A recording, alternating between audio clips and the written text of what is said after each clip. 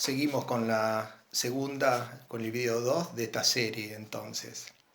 Volvemos sobre los relatos, sobre estos relatos.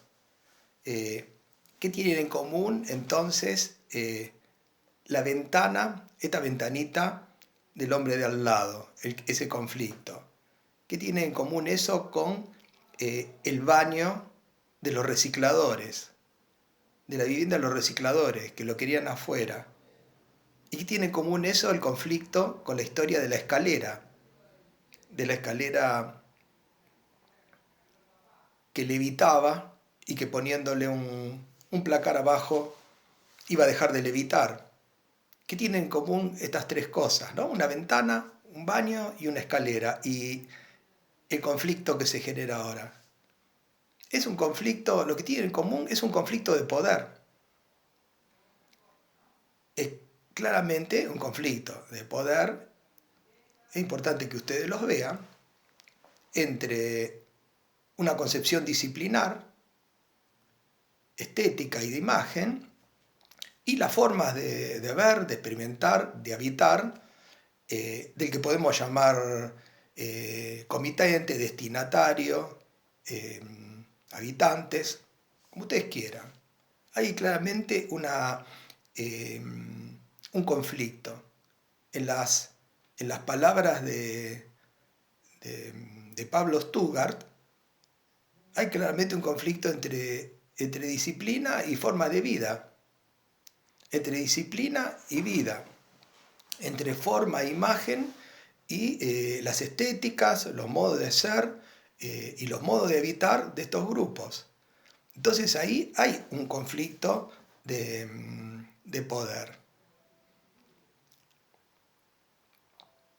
El primero, que si vamos a un sentido genealógico, que hizo una reflexión profunda sobre el habitar, fue un alemán, Martin Heidegger, un filósofo muy famoso, muy conocido.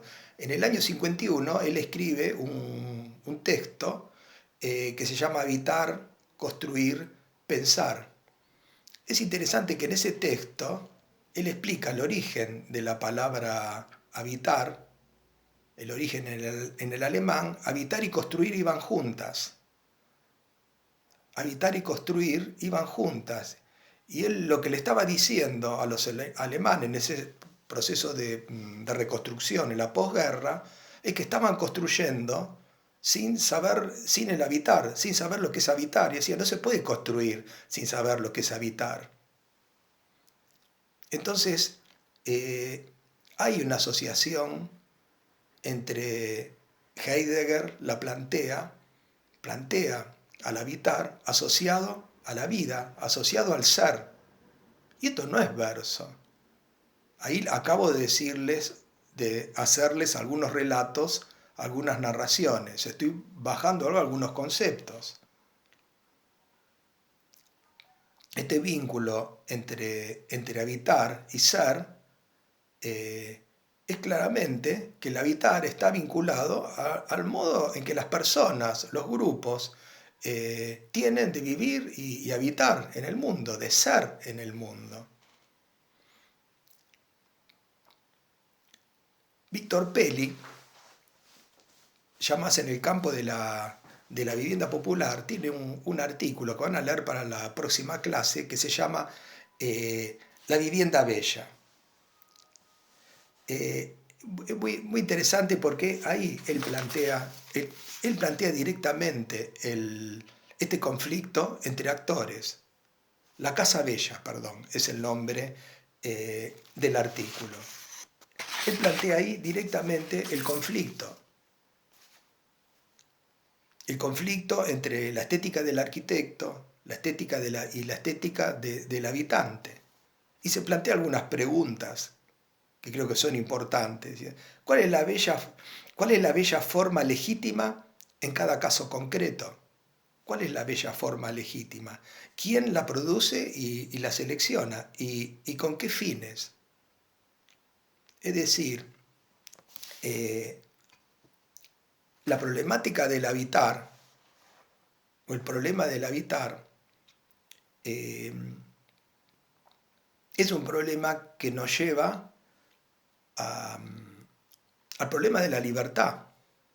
De fondo, si indagamos, nos llevan a un problema de democratización, de necesaria democratización de la disciplina. Es decir, este modo de ejercer poder, que está naturalizado, que está instituido, de que ustedes piensen a través de la forma y de la imagen cómo tiene que vivir la gente.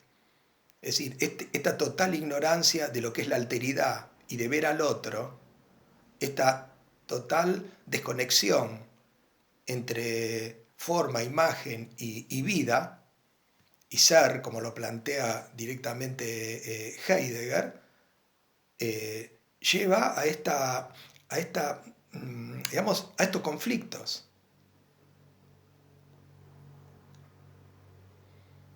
Entonces, esta es la situación de nuestra disciplina. Hay, en general, una ignorancia bastante grande del sentido del habitar. No existen los saberes.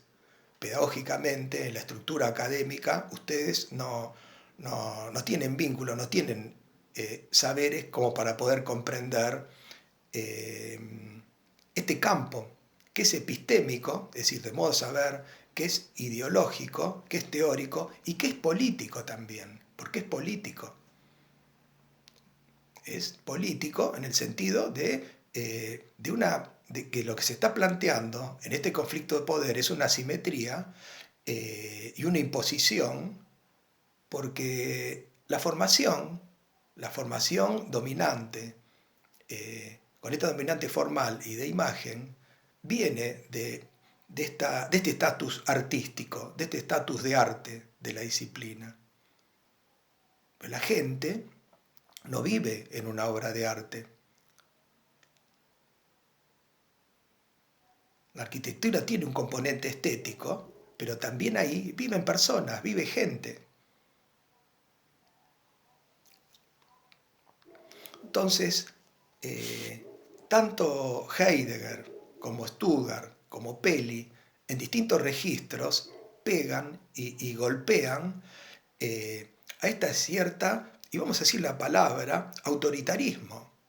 Este cierto autoritarismo de la disciplina que por ignorancia o por no poder ver, por no poder comprender, digamos, cómo es la lógica del habitar, cómo es la lógica sin esta ausencia de alteridad, digamos, tiene su manifestación más extrema en estos conflictos tan mínimos que van desde una mínima escalera hasta una ventana, hasta un conflicto de pelea por donde tiene que ir ubicado un baño.